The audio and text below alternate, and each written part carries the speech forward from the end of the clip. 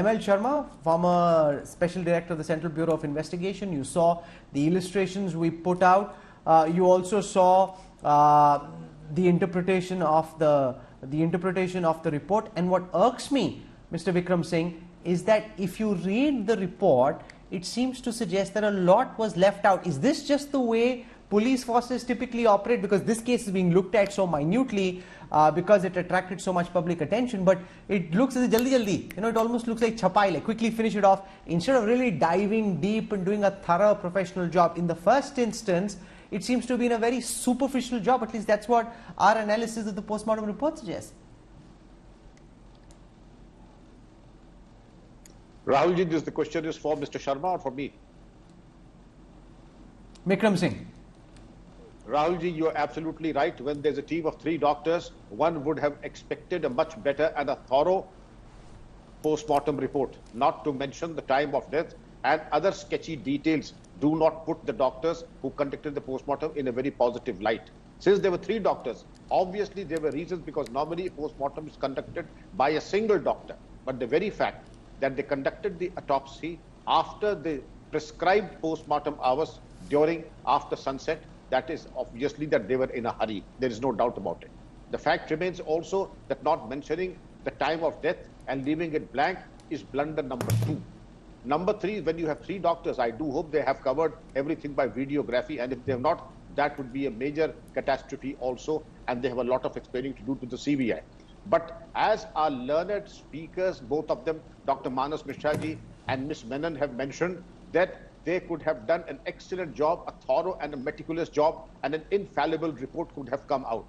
These 2 experts were not privy to the actual post-mortem. They have pieced together all these shreds of evidence that they could possibly garner from all across, and they have been able to do a much better job than what the 3 doctors were there. I would also say that yes, it was a chalta hai. It was absolutely thing that was done in a fast-forward mode with no commitment to quality and the purpose to get to the bottom of the things.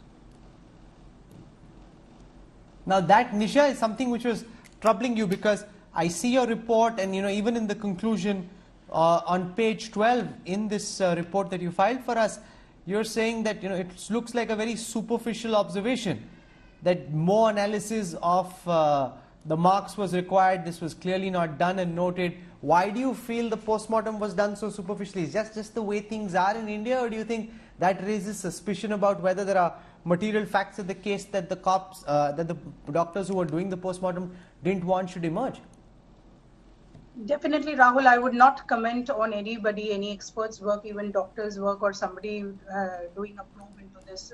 I would rather look at from an independent technical angle, like being an expert or somebody who's looking at a professional certificate of a postmortem report and determining the cause of death. Once it is, because doctors examining the dead body at first sight come to immediately know what could have been the cause of death.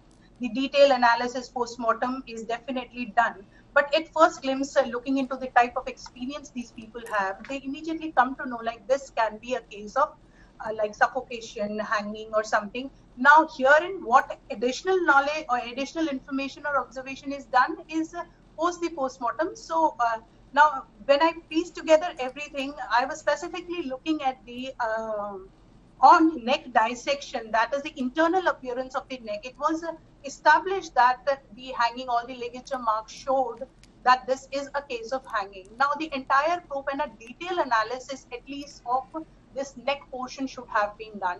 I could see so many parameters which I feel should have added value, a lot more value and insight to the internal structure which could have been damaged. Likewise, it is said that there is no evidence of hemorrhage at all.